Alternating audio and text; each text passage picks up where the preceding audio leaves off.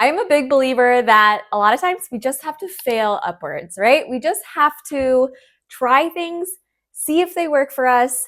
Sometimes they do, and sometimes they absolutely don't. Well, today we're going to talk about the things that did work. We're going to talk about those organizing products that are still around to this day after 6 years of decluttering. And we're going to start off strong with one of my absolute favorites, which is in my bathroom, and it's these bins. I've talked about them a million times. Why are they important?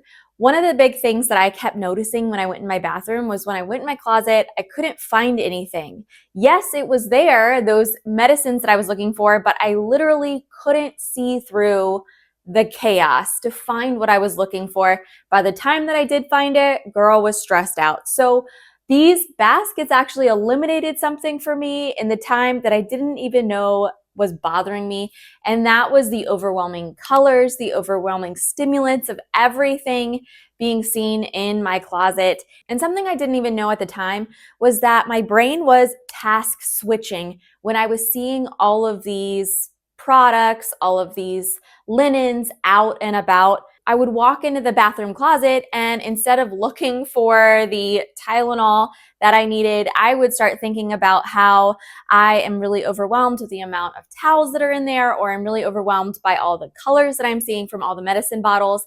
And that is exactly what these baskets that are not see-through, that have a lid, they have silenced that overwhelm. Now, what I've realized through all these years is that any place that I feel truly overwhelmed when I walk in it, often it is because either I am overstimulated by what I am seeing, there is too much stuff in there, and it's causing my brain to feel a lot of fatigue because I'm having to make so many decisions even when I don't realize that I am. And so having a basket with a lid that you can throw a label on quiets all of that chaos and allows us to easily think through, why are we here, which often is something I forget, and what do we really need to get out of this situation.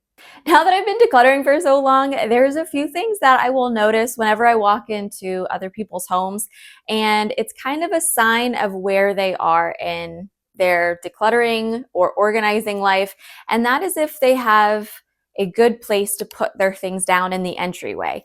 The entryway is one of the, if not the, key points for you to start organizing if you're feeling really overwhelmed. One of the biggest, easiest things that you can start today is having a place to hang your things. Anytime that you walk into a space, if you see a bunch of things on the floor, what is your immediate thought? That there's chaos, that it's overwhelming, that there's maybe too much, or there's just nowhere to put my things down.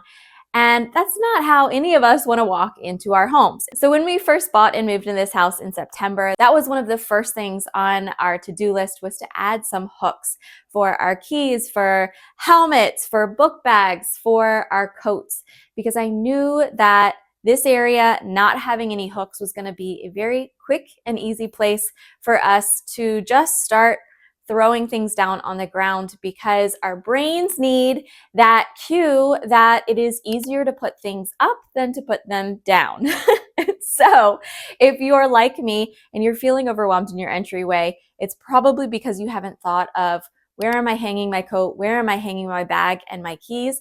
And once you start to throw in some hooks where they're necessary, you're going to see that automatically it feels a lot lighter, and seeing the floor space opens up the room immensely. All right, I want to say a quick thank you to today's sponsor, which has been one of my favorite brands, Ecovacs. If you've been here for a while, then you know that I have been using Ecovac vacuums for years now. And as a working mom, I don't have time for products that overpromise and underdeliver. And this is the T90 Pro Omni. This has been one of the most capable high-value robot vacuums my husband and I have tested over the years, and we've been through a lot. And what I love most is that it actually cleans. It not just pushes dirt around for me to have to pick up the piles and clean them up later. This roller, I've noticed, is longer. It has a 27 centimeter extended mop roller and a high-density microfiber roller with enhanced water retention, so you can quickly see that it is working. The roller extension has increased by 1.5 centimeters, so it really gets in all the corners. It handles dust and hair in one pass, cleans right along the edges, like you can see here, guys, It actually gets the quarters most robots I've found miss. And it runs quietly enough that I can work, I can take calls, and just exist in peace, and it's not bothering me. But honestly, my favorite thing to do is to say, okay, Eco, clean the living room, and off she goes while I go run my errands. And we're gonna talk about hair for a second because this has real pickup power. If you've seen my head and my precious dog's hair, then you know there's a lot of hair around my house. It cleans up the hair from the carpet, hardwood floors, all the lovely pet hair without getting stuck in the vacuum, and there's no babysitting from me. I love that it charges fast and adapts to my home. So I'm not constantly stopping and having to start it. It just finishes the job, which feels like a luxury in this season of my life. So with strong cleaning, low noise, and no disruption, it really does lighten my mental load. And that's why I keep partnering with Ecovacs. I do feel like for its affordability and its wide variety of functions, it is the best brand a vacuum that I have ever tried, so I could not recommend Ecovacs more. While we're still in the entryway, I couldn't leave without mentioning something else that is really important, and that is your shoe storage. What shoe storage are you noticing in your entryway? Are you just noticing a bunch of large baskets that may be strewn around the room and they're not functioning?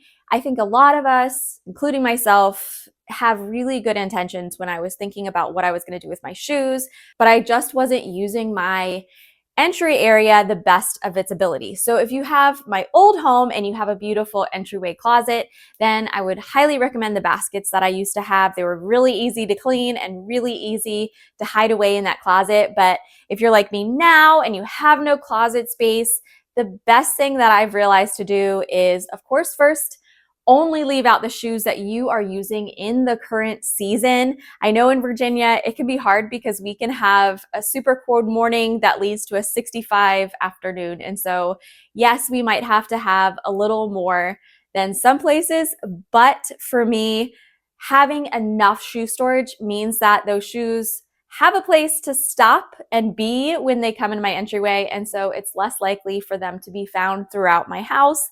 And it's just like our hooks. We want to make sure that our shoe storage is so easy. So if you're noticing that your shoes are still not being put away, even though you have these baskets or bins for them to go to, I want you to start second guessing yourself and think about, is this really the easiest solution? Now I have hidden shoe storage, which I love because I loved that same idea with my old closet, that it was hidden. I didn't have to see all the shoes, but it's really easy to put away. So my husband and my daughter have one area, I have another. So we all have enough space, enough breathing room. I love to talk about leaving 20% space for your things in drawers or closets or cabinets, and that's so that it's easier to put them away than it is to leave them out because they already have a home that is easy to access. All right, so I'm going to lead you guys into my living room now, and I want you to look at the storage that I have in my living room space because yes, it didn't start out perfect, but it is been evolving over the past couple of months. So like I said, I moved, and so I did have to get rid of some things and bring some new storage in. And I have been loving this new storage unit we just got probably 2 weeks ago. It has been working so well for us. And really it's because the storage we had before wasn't enough for all of us to have the space that we needed. And also when I'm thinking about living room storage, the place where I spend a lot of my time, my whole family spends a lot of our time, I like it to mostly be hidden, but beautiful. Those are the key words there. I don't like a lot of the cube storage. I don't like a lot of open baskets out because it easily looks cluttered, even when we're doing our best. I like to have one storage unit that is, in my taste, beautiful, but also something that I can hide that stuff away. So if you're feeling really overwhelmed in your living room with clutter or toys, things like that, for me, having a closed unit means that those things can be put away. You don't have to look at them. And if you are in a rush, you can stuff things in there if you need to when you're having people over. And it's not something that is constantly being visually seen. How do you guys feel about that? I mean, the other thing that I have done years ago when my daughter was a little bit younger was I was so overwhelmed with the amount of toys in our living room. And I was that mom the guilt mom, right? And I thought that there had to be toys in every room for my daughter to be happy, and it just isn't true. All of her toys now are in her room or her playroom, and I don't keep anything out in the main living areas. And that's really for my husband and I to have spaces that are easy for us to take care of, but also easy for all of us to be enjoying. They are not just children's places, they are family places for all of us to feel at ease. And that took really taking the toys out of these main living spaces and putting them in their own designated rooms. This next idea I love, and I actually use it all over my home. So there's not one particular area that I can show this working. And that's using small to medium bins to separate out our things, creating a designated home for them, right? Now, the word home always confused me when I was first decluttering because I had so much stuff that there was not a place to put everything.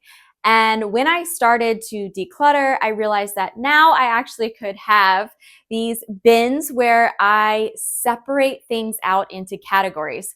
In my daughter's playroom, you'll see that there are lots of little bins, and it's really helped all of us to be able to see where our things, those things should be put away, help my daughter put them back in the right basket, and know exactly what you're getting, right? When you pull that basket back out. I think that was a lot of my issue before. I would gather a bunch of things that were not like each other at all and just put them in a basket thinking that was organizing.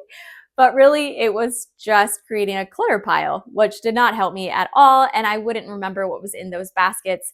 And so having smaller baskets around your house, I have one for all of my work stuff. This basket I absolutely adore. It is so helpful for me that all of my work things, like my microphones, are all in one place, and I'm not having to search around my house to find them. I know exactly where these things belong when I'm done with them. And so think about the different areas around your home where you're noticing a lot of clutter. Is it because you have gathered just one large basket and you're trying to put everything in it? That's going to make your life a lot more complicated to find the things when you need them. I hope you guys are finding this helpful. If you are new here, my name is Becky Truda. I have been decluttering for about 6 years now. And if you like to join a fun little community, then subscribe. And of course, throw a heart emoji down below if you're decluttering with us, because we all like to know we're not alone. But the one that goes along with having designated baskets that really divide up your spaces is to have even smaller baskets inside of the larger baskets.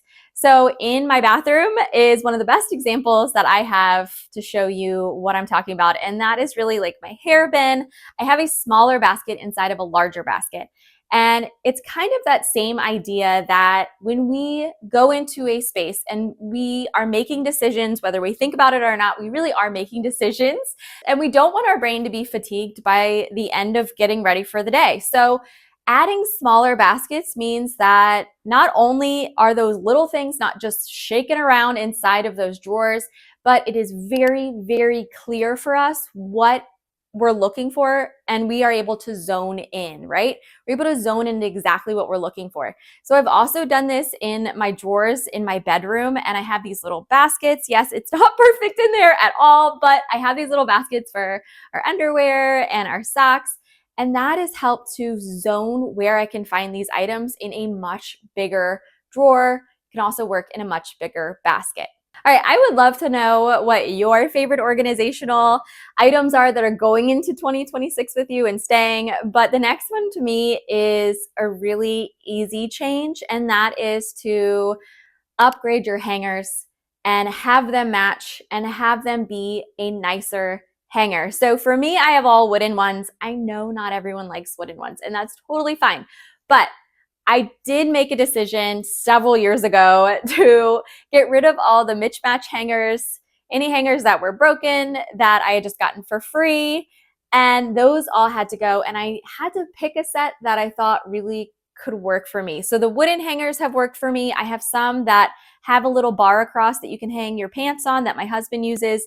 But having a set of hangers that are nice, solid, that to a point can match, means that your closet automatically looks much nicer. And I know a lot of organizational women and men will tell you to organize your clothes by color, and I think that's awesome. But girlfriend doesn't have the mental space to do that a lot, or the time, honestly, just the time to do that a lot.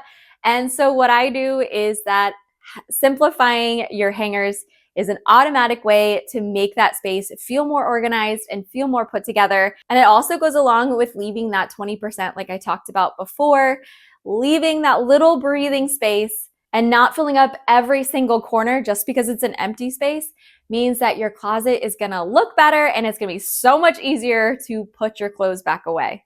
So this is one of my favorites and something that I want to say changed my life, but that's probably dramatic, but it feels like it changed my life. And that is to have smaller laundry bins. I have never been somebody who's great at keeping up one of those schedules of all the like to-dos for the day of chores and laundry.